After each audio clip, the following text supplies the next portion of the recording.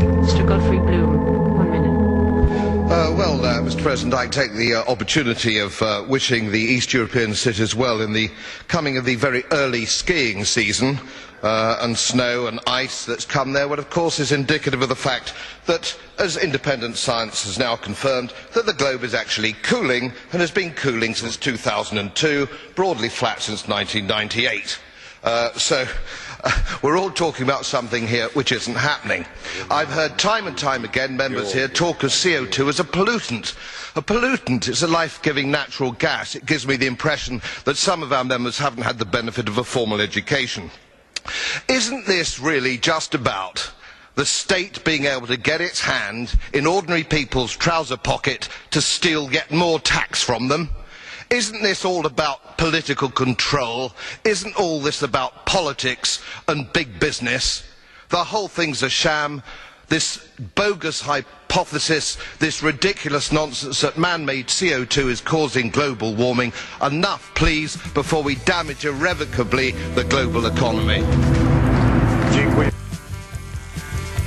Okay, well, that's Godfrey Bloom. He's an economist, military veteran. He is on the Economic Monetary Affairs Committee for the European Union Parliament and their Environment Committee.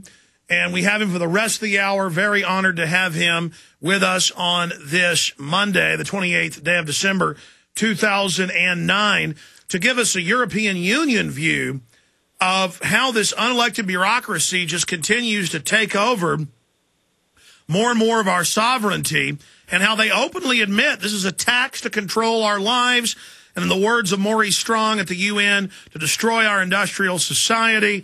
So to get a view on what just happened in Copenhagen and so much more, and on what's happening with the dollar, the pound, the euro, what's happening with gold, to get a lot of different perspectives, we have Godfrey Bloom, MEP, a member of European Parliament. His website is godfrey-bloom-mep.co.uk. Thank you for joining us, sir. Great pleasure, Alex. Good to have you here. Well, I just played a brief clip of you in the EU standing up to these people. What is the state of the European Union right now? Are they angry that their full power grab failed? Gordon Brown is saying he doesn't care. He is writing the agreement that the West will pledge money to the IMF and World Bank and UN regardless, to these private bankers. I mean, when does this swindle end?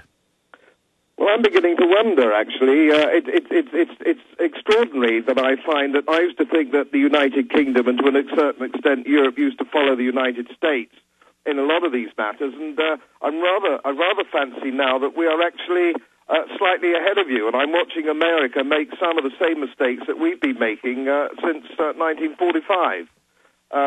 We've actually handed over our country. The United Kingdom, one of the oldest democracies in the world, has now handed its entire government over to an unelected bureaucracy in Brussels without the will of the British people, without any form of referendum, and without any understanding of what we've been doing.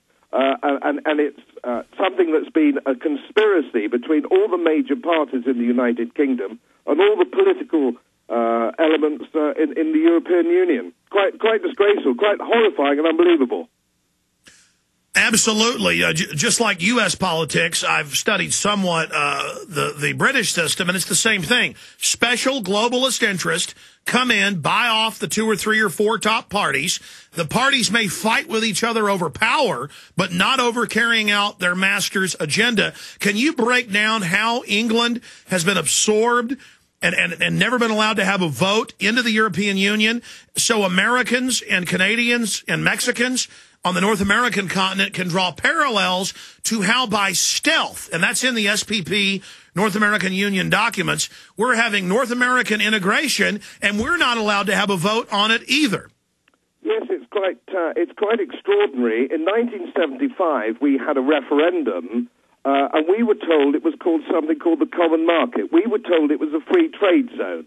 And of course, being a free economist myself and a global free trader, and I'm a relatively young man at the time in 1975, I voted for it, as a lot of people did, on the basis that we were told quite categorically it wouldn't affect our sovereignty as a nation. It was a free trade area. We'd bring down trade barriers and bureaucracy. And we could all trade with each other and be friends, and we all thought that was a good idea. There was no question of there being political union of any sort. This wasn't on the agenda, and we've seen a sort of salami slicing going on now since 1975, with one treaty after the other, which has taken us towards what we now have, which is a Soviet model. We have a Soviet model. Some people try and pretend it's the United States model, but it isn't. It's a Soviet model where our laws are actually made by an unelected bureaucracy. And I had some of your congressmen over to Brussels who were visiting, and I had the pleasure of meeting them a little while ago, just a few weeks ago, and they were absolutely astounded and horrified that the European Parliament doesn't actually make the law. It's an amending chamber. And so we now have 75% of our laws in England made by an unelected international or European bureaucracy with absolutely no recourse to the British voters. There's no cost-benefit analysis. There's no debate that you would expect to have in our Westminster chamber. And people feel totally powerless. And what's actually happening now is that fewer and fewer people are actually voting at elections because they know it doesn't do any good because their laws are no longer made in London. Which is what the bureaucrats love. They love people capitulating, going into a sense of apathy. But I have to tell you, your party, the UKIP, the UK Independence Party, is certainly rising, and a lot of people are losing that apathy and finding out that this illegitimate system can be resisted. Now, expanding on that with European Union Member of Parliament, Godfrey-Bloom, for those that don't know, can you explain how this unelected bureaucracy circumvented or circumnavigated the checks and balances, how they do this by stealth? Because I've studied it, but I'm not as big an expert, obviously, as you are, being in the European Parliament, for 5 years. Because when studying your system, it's very similar and has the very same people involved that are running our North American Union by stealth. And we're just a few decades behind you, but the process of integration is now accelerated here as it is there. And so by understanding this model, we can then understand how to throw it off, not just in Europe and England, but here in North America as well. Well, it's extremely difficult, actually, because you, like us, have a two-party system. We have the Conservatives and Labour. You have Republicans and Democrats.